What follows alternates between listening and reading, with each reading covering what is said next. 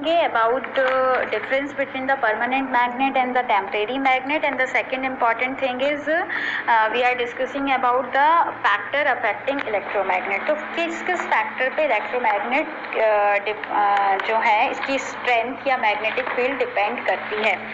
Okay, so strength can be जो है it is जो फैक्टर हैं इलेक्ट्रोमैग्नेट के स्ट्रेंथ के, it's depend on the first number is increase current increase. जैसे जैसे जितना आप वायर में करंट इंक्रीज करेंगे उतने ही इलेक्ट्रोमैग्नेट की स्ट्रेंथ बढ़ती जाएगी।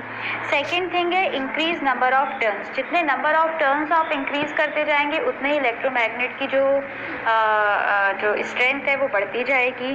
थर्ड वन है the air gap between the poles, जितना आप एयर गैप कम रखेंगे उतनी ही उसकी स्ट्रेंथ बढ़ेगी और जितना एयर गैप आप ज़्यादा रखेंगे उतनी ही उसकी स्ट्रेंथ कम हो जाएगी। अब इस एयर गैप का मतलब क्या होता है, जैसे हमने ये एक बार मैग्नेट लिया हुआ है, बार मैग्नेट का ये नॉर्थ पोल है, ये साउथ पोल है, तो इनके बीच का जो ये देख रहे हैं ये इसको हम कहेंगे कि यहाँ से यहाँ तक आने पे इसका जो एयर गैप है वो बहुत ज़्यादा है। इंस्टीड ऑफ यदि हम एक यू शेप मैग्नेट की बात करें तो यू शेप मैग्नेट के बीच दोनों पोल्स के बीच का जो एक गैप है वो कम है, तो यू शेप मैग्नेट का यूज़ करने पर इसकी स्ट्रेंथ बहुत ज़्यादा बढ़ सकती है। ठीक है, तो जितना एयर गैप आप कम रखेंगे उतने ही इलेक्ट्रोमैग्नेट की स्ट्रेंथ बढ़ती जाएगी। Now next we are moving the difference between the permanent magnet and the temporary magnet. तो परमानेंट मैग्नेट क्या होते हैं, जिसमें मैग्नेट की प्रॉपर्टी नेचुरली होती है, हम उसको मैग्नेट में कन्वर्ट नहीं करते, वो नेचुरली मैग्नेट कहलाते हैं। That magnet are called permanent magnet.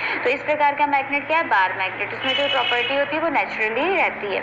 जबकि हम टेम्परेरी मैग्नेट की बात करें कि जिसको हम जब हमें ज़रूरत पड़ती है हम उसे मैग्नेट में कन्वर्ट कर देते हैं और जब हमारा काम उस बारे में ख़त्म हो जाता है तब हम उसको उसकी पुरानी फॉर्म में लाके रख देते हैं, तो वो क्या कहलाते हैं, इलेक्ट्रोमैग्नेट कहलाते हैं। ठीक है, तो जो परमानेंट मैग्नेट का एग्जाम्पल है वो बार मैग्नेट है, टेम्परेरी मैग्नेट का जो एग्जाम्पल है वो इलेक्ट्रोमैग्नेट है।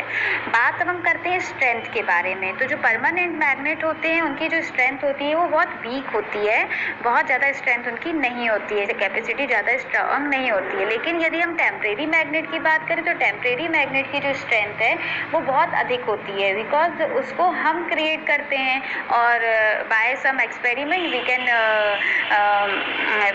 if we want to increase the strength we can did it. Okay, third one is polarity, हम इसकी चेंज नहीं कर सकते। जैसे अभी थोड़ी देर मैंने आपको बताया था कि जब इलेक्ट्रोमैग्नेट होते हैं हम जिस डायरेक्शन में करंट देते हैं, अब यदि हम करंट रिवर्स कर देते हैं तो इलेक्ट्रोमैग्नेट की पोलैरिटी भी रिवर्स हो जाती है। लेकिन परमानेंट मैग्नेट के केस में ये नहीं होता है। जो पोलैरिटी है फ्रीली हमने सस्पेंड किया बार मैग्नेट को, नॉर्थ साउथ नॉर्थ को ही इंडिकेट करेगा, साउथ साइड साउथ को ही इंडिकेट करेगा, हम वहाँ पे उसकी पोलैरिटी को चेंज नहीं कर सकते।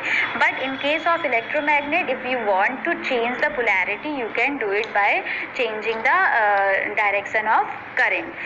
Now third one is the strength. इसकी जो strength होती है बार मैग्नेटिक की या परमानेंट मैग्नेट की वो फिक्स्ड होती है, वो इसे आप कम या ज़्यादा नहीं कर सकते। लेकिन strength can be changed by using these three factors, by increasing current, by increasing number of turns or by decreasing the number of air gap between the two poles we can increase the strength of the temporary magnet. Okay, अब it means कि इसकी जो strength है वो fix है और इसकी strength को हम कम या ज़्यादा कर सकते हैं। अब बात आती है इलेक्ट्रोमैग्नेट हम यूज़ कहाँ करते हैं, तो हम कई जगह पे इलेक्ट्रोमैग्नेट यूज़ करते हैं। इलेक्ट्रिक बेल में हम यूज़ करते हैं और जो हमारे मोटर्स होते हैं, ammeter, voltmeter, electric clock, loudspeaker, microphone, इन सारी जगह पे हम इलेक्ट्रोमैग्नेट्स का यूज़ करते हैं।